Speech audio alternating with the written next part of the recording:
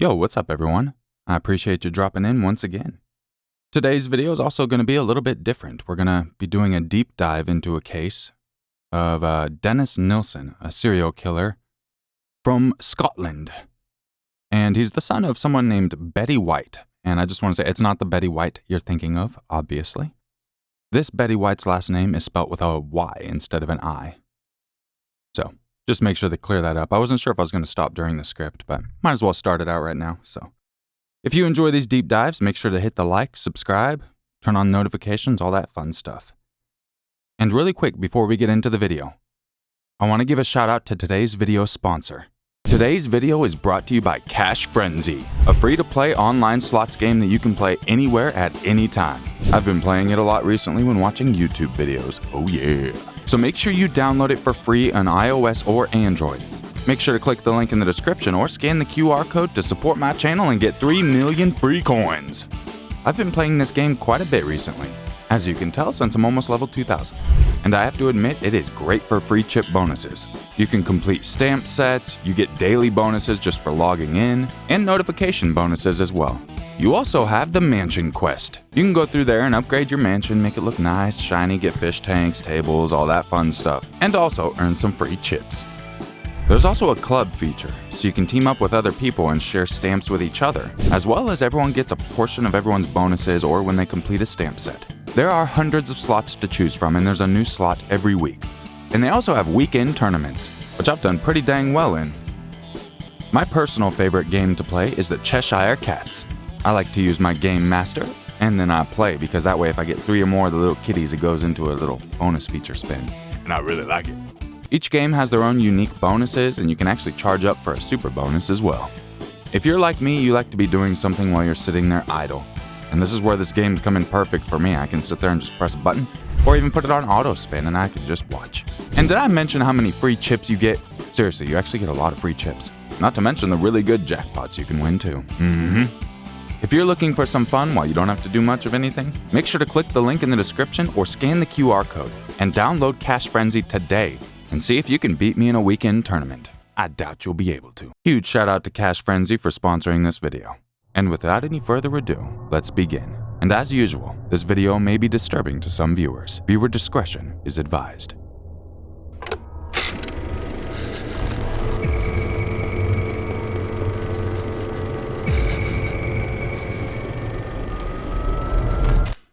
Dennis Nilsen was born on November 23, 1945, in Fraserburgh, Scotland. He was born to a Scottish mother, Betty White, and an alcoholic Norwegian father, Olav Nilsen. Olav did not care at all about his family. He spent most of his time away, and these long absences strained his marriage with Betty. And after 7 years of marriage, Betty had had enough. She was already staying at her father's home since Olav had never provided for them anyway, and with all the conflict and unhappiness that Olav was causing, she decided it was best to divorce him. Dennis was just 4 at the time, and he would never see his father again. This scarred him deeply. Dennis, his mother, and his 2 siblings continued to live with his maternal grandfather, Andrew White, whom Dennis was very close to. In Andrew, Dennis had finally found someone he could bond with, and Andrew loved Dennis in return. They enjoyed going on long walks together, and Dennis loved listening to his grandfather's stories about the sea. In a way, Andrew filled the gap of father figure that Olaf left deserted. Dennis would later admit that he had never been as happy as he was when he lived with his grandfather. Sadly, the happiest period in Dennis's life came to an end a few weeks short of his 6th birthday, when Andrew passed away. Dennis had lost a father for the 2nd time. And it was this loss and the sight of Andrew's corpse, which his strict mother forced him to look at, claiming Andrew was just sleeping, that planted the seeds of psychological distraught in Dennis's mind. This trauma and unexplained death lived in Dennis for the rest of his life. In the years later, Dennis's mother remarried and had another 4 children. Meanwhile, Dennis withdrew from those around him, becoming a lonely child. In 1961, at the age of 16, he enlisted in the British Army after dropping out of school. He became a cook, serving as a butcher in the Army Catering Corps. During his time serving, Dennis started to develop feelings towards his peers. He had been suspicious of his homosexuality for a while, and since such feelings were at odds with his strict Catholic upbringing, he comforted himself by thinking he was bisexual. He also turned to alcohol. He left the army in 1972, moved to London, where he joined the Metropolitan Police as a cadet. He later resigned and began working as a civil servant. As he grew older, he formed various passing relationships with men, though he remained feeling isolated and alone through each one. He had a deep longing for someone who wouldn't leave him, but would not risk anything to go through what he went through as a child when his grandfather was taken away from him.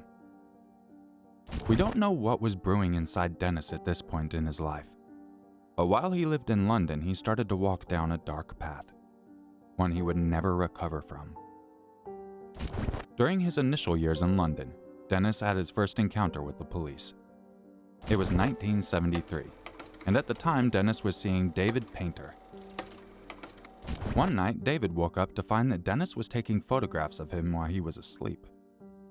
He was enraged, but the confrontation that followed led to David being hospitalized. The police didn't press any charges against Dennis. Little did they know that this was just the beginning of a violent and gruesome streak. Dennis's next relationship was with David Gallion. They shared an apartment together at 195 Melrose Avenue in North London. They lasted only 2 years. Although Dennis denied having any romantic or sexual relationships with Gallion, he went on a downward spiral of alcoholism and loneliness after Gallion moved out. 18 months later, he committed his first murder. He met his victim, 14-year-old Stephen Dean Holmes, at a gay bar on December 29, 1978. The two got along that night, which led to Dennis inviting Stephen home. But the following morning, when Stephen wanted to leave, Dennis was not happy. He could not bear the thought of being abandoned, and wound up overpowering and strangling Stephen with a necktie. Once unconscious, he drowned Stephen in a bucket. He then washed the corpse and placed it in his bed. Lying next to Stephen's corpse, Dennis thought it looked beautiful, so he tried and failed to have intercourse with it. After that, he just laid beside it, as if it was still alive, holding on for as long as he could.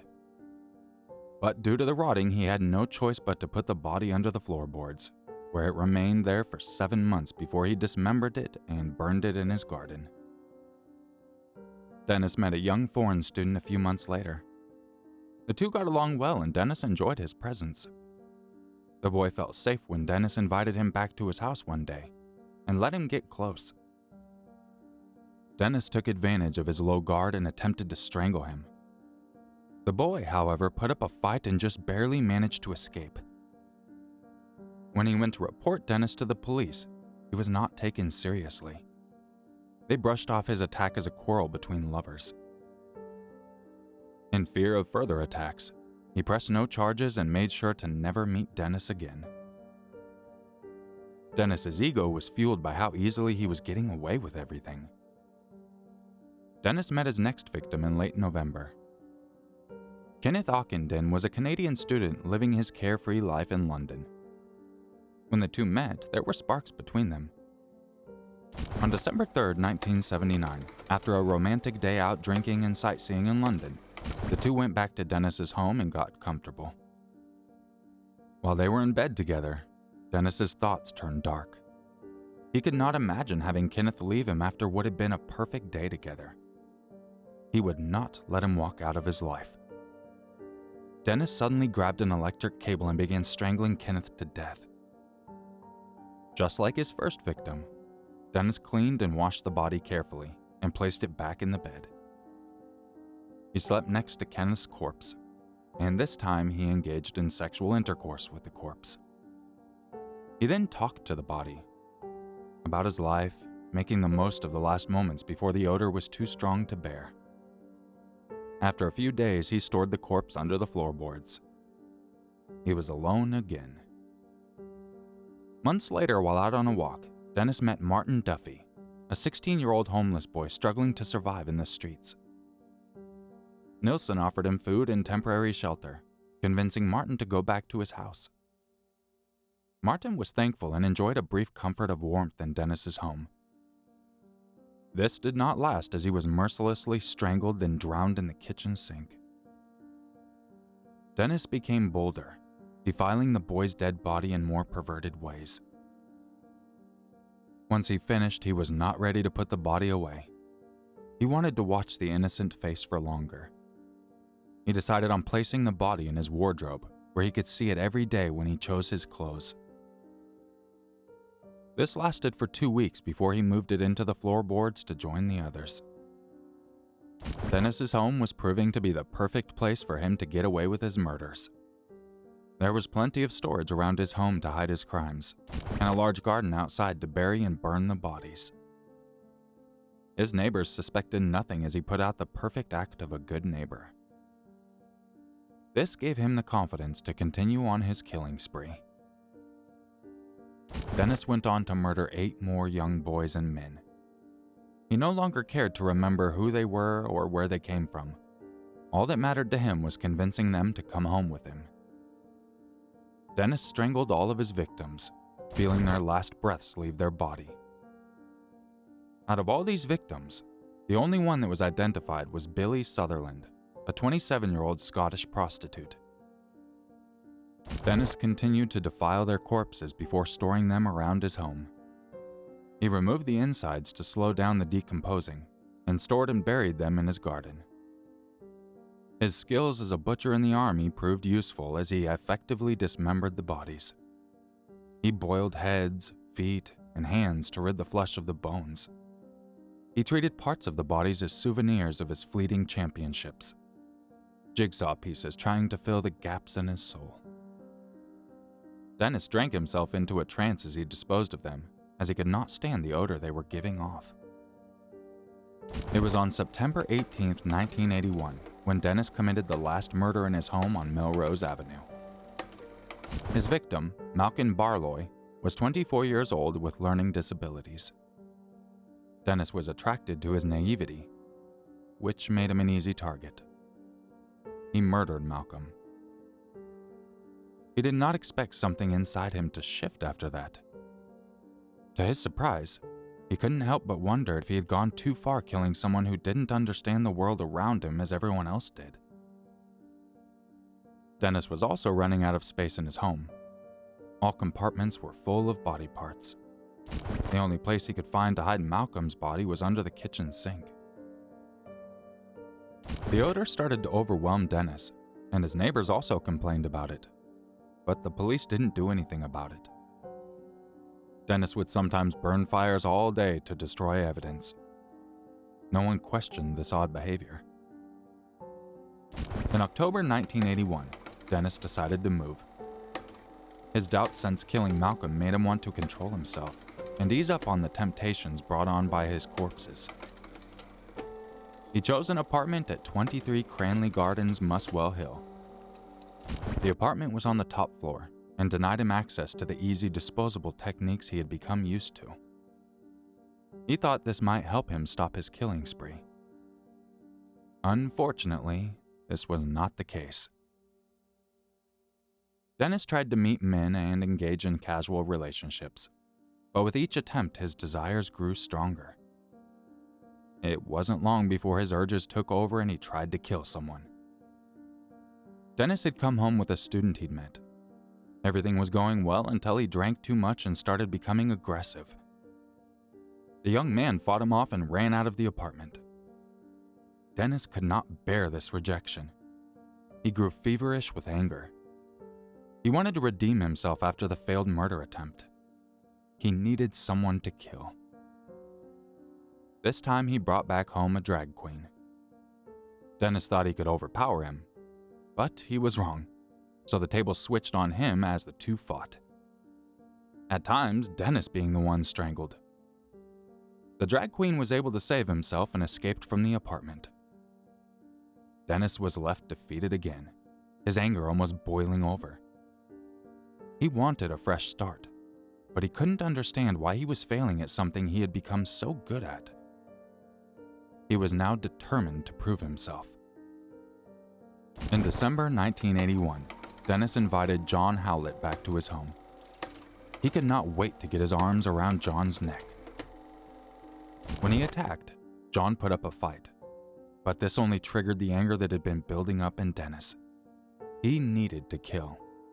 He would not let another person run away from him. As the two struggled around the apartment, Dennis realized that he would not be able to strangle John and needed a different way to kill him. He decided to go with his second choice, drowning. He pushed John into the bathroom and shoved his head into the tub. He then drowned John. This was the first murder he committed in the new home. Dennis was not as prepared to dispose of bodies in this apartment, as he had chosen it specifically to stop himself from killing. He was now forced to find other ways to get rid of the evidence.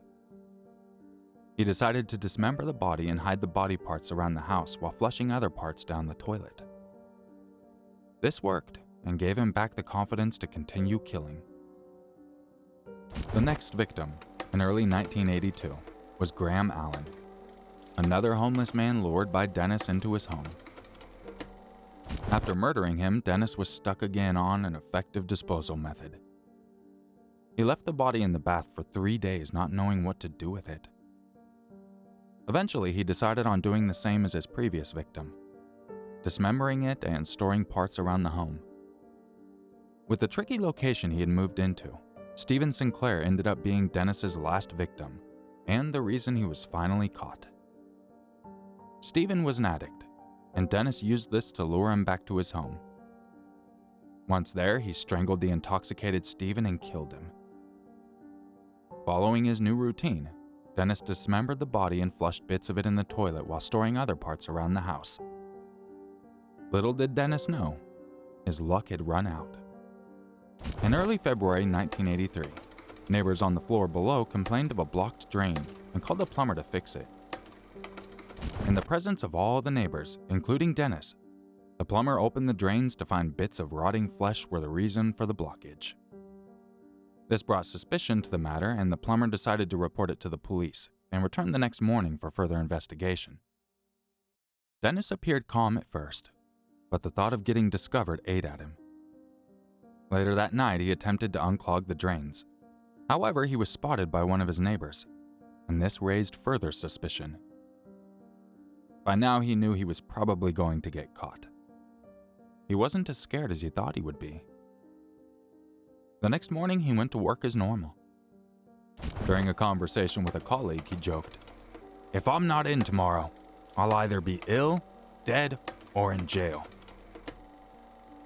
It came as no surprise to Dennis when on the evening of February 9, 1983, he was questioned by the police regarding the human remains found in the drains. They asked if they could search his apartment, and he let them in. As soon as they entered his home, they were met by a foul odor from the rotting bodies. Dennis could not hold back. He no longer cared.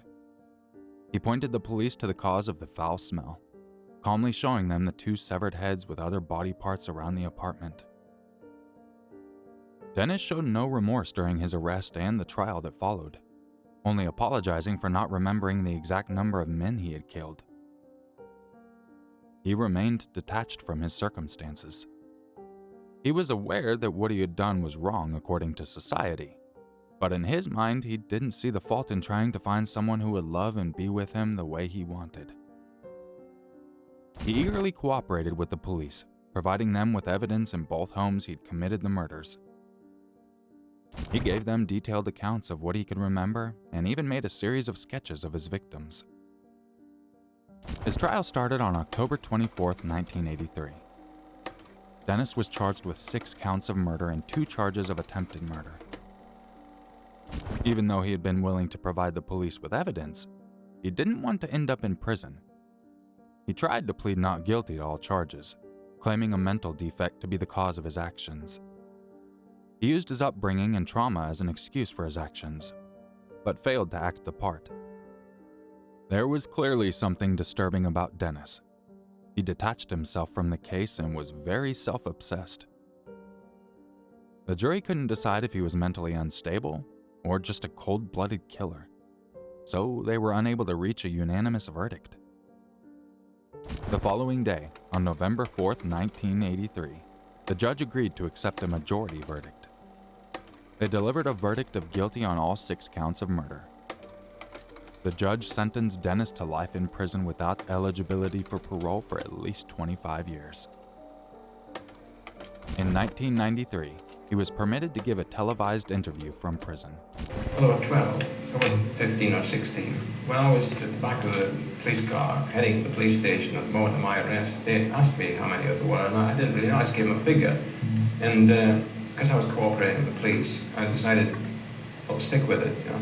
There were three of those victims were invented just to complement the continuity of evidence of the police, because to keep them happy. And I'd go out and be sick outside in the gardens. What sort of preparation would you have to make for that?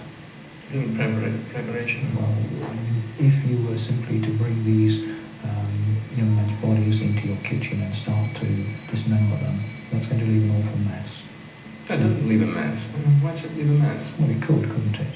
No, it doesn't. It doesn't leave a mess. You see, when people, in death situations where a knife is involved, there's a lot of blood flying around. I'm about to stab you right now, you have to stab me. The heart is pumping away there. There'll be blood splashing all over the place. Yes. Funny enough, in a dead body, there's no blood spurts or anything like that. It congeals inside and forms part of the flesh in there, and it becomes like anything in a butcher's shop. There's little or no blood. So there's no problem with... You get a plastic, these plastic bags that you have, dustbin liner, you slit one of those so it forms kind of a sheet.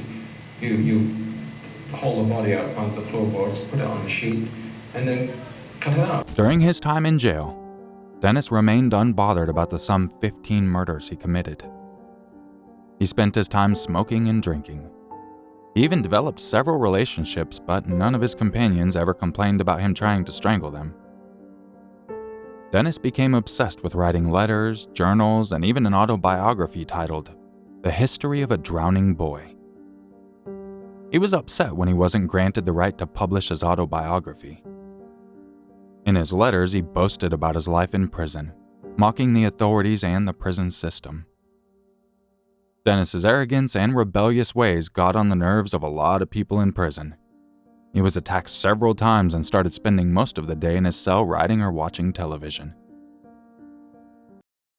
Once again, I really appreciate you taking the time to check out this video. And once again, big shout out to our sponsor, Cash Frenzy. I do actually play that game a lot, so if you ever see me over there, be kind of fun, yeah?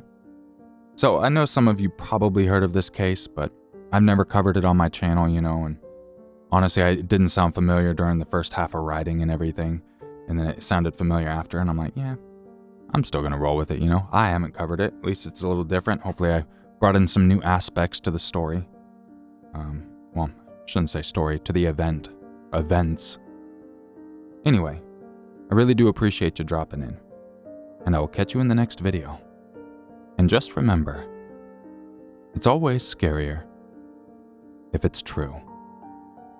Bad bye.